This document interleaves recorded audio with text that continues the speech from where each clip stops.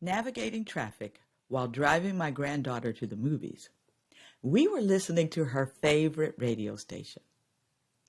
After playing a popular song, the host spent considerable time discussing New Year's resolutions, sparking an interesting conversation between us. Grandmother, what are your New Year's resolutions? She asked, her eyes bright with curiosity. When I told her I don't make New Year's resolutions, her surprise was evident. Why not?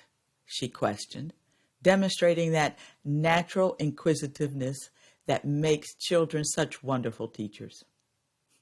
I began explaining the research-based differences between goal setting and resolutions. But before I could finish my carefully crafted explanation, she interrupted me with her own resolutions. I want to make more friends and do a better job with my homework. Then she promptly returned to singing along with the radio, seemingly dismissing my academic discourse. This interaction highlighted a fundamental truth about human nature and our personal approach to change. Like my granddaughter, millions of people worldwide embrace the tradition of making New Year's resolutions. According to Forbes, the top 5 New Year's resolutions for 2023 were, number 1, improving mental health. That was 45% of the respondents. Number 2 was improving fitness, 39% of the respondents. Followed closely by number 3, which is losing weight, 37% of respondents. Number 4, improving diet, 33% of respondents. And last but not least, number 5, improving finances, 30% of respondents. However, research shows a stark reality. Approximately 80% of New Year's resolutions fail by February, with only 8% of people maintaining their resolutions throughout the year. Now, these statistics raise an important question. How can we effectively create the changes we desire in our lives?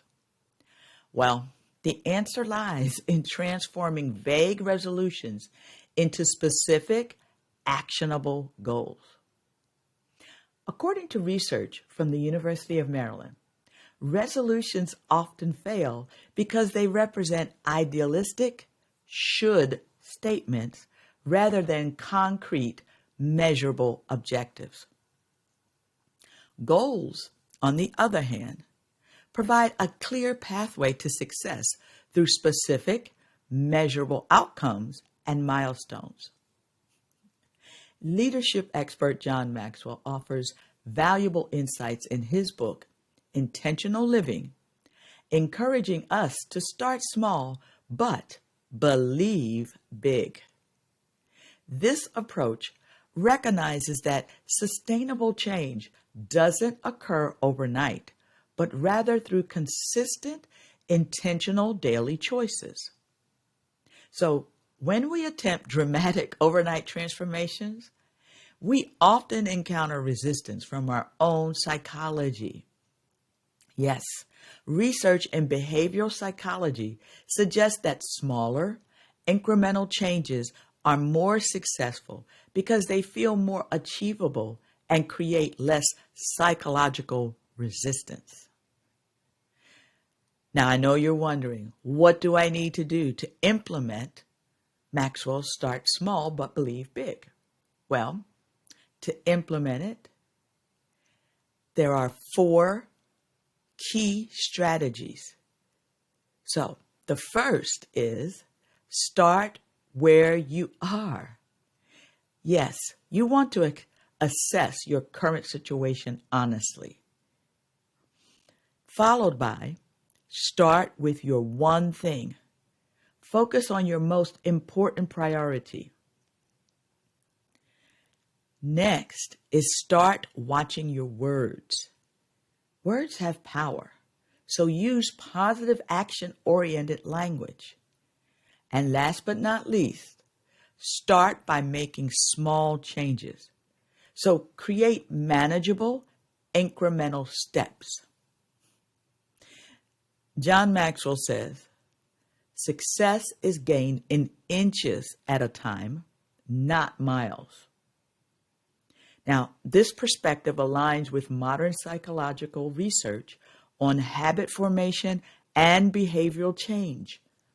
So before embarking on your journey of personal development this year, I want you to consider these questions.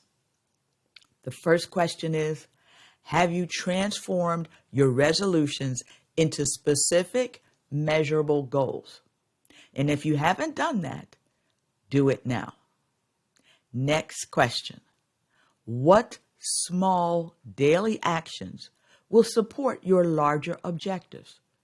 So what could you do every day that's small but help you achieve your goal? For example, maybe it's taking the stairs instead of the elevator, if fitness is one of your goals. Here's the third question I want you to answer. How will you track and celebrate your incremental progress? Yes, celebration is important because it reinforces the psychology of what you're doing, and it makes you want to do it more because you want to have more celebrations. And the last question is probably one of the most important, and that is, what support systems can you put in place to maintain momentum? So, who's your accountability partner? Or what actions do you take? Are you logging your information? Are you journaling? Are you tracking on a Fitbit or your watch? How are you tracking your success? You see, by shifting our focus from broad resolutions to specific actionable goals and embracing the power of small changes, we can create lasting transformation in our lives. After all, as my granddaughter inadvertently demonstrated, sometimes the simplest approaches are the most effective. Have you developed a plan to implement and achieve your goals for the new year?